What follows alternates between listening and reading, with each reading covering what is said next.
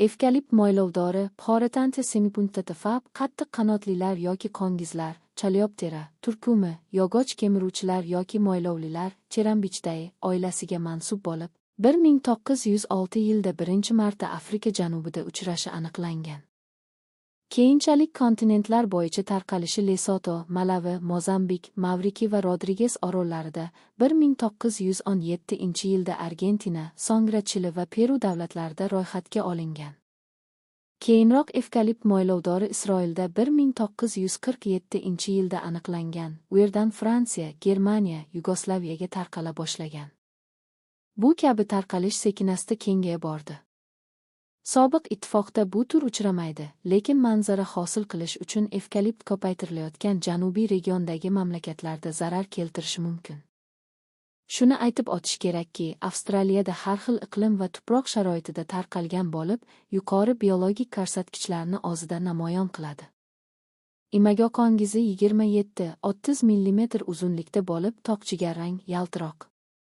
Qanot usti qator chuqur nuqtalar bilan qoplangan, o'rta qismida sariq bo'g'lam joylashgan. Qanot ustining oxirida bittadan dog va bitta qilcha bor.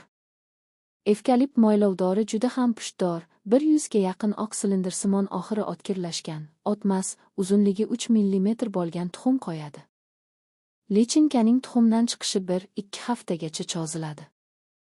Dastlab ular daraxt lub tolasi bilan, so'ng daraxt bo'ylab tarqalib, chuqur yo'lakcha hosil qilib, kuchli zarar keltiradi.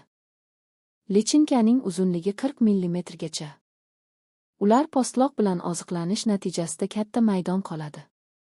Lichinka poya ichidagi yo'lakchada yotgan holda gumbakka aylanadi. Oldindan uni qongirsimon un bilan to'ldirib zichlab boradi.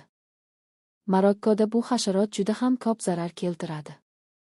Zararkunanda hammadan ham qirqilgan daraxt hamda yosh daraxtlarga hujum qiladi. Fransiya, Gretsiya va Yugoslaviyada karantin kurash choralari qabul qilingan bo'lib, bunda evkalipt moylovdori kirib kelishining oldi olinadi. Yil davomida har xil tumanlarda 1 va 2 ta bo'g'in berishi mumkin.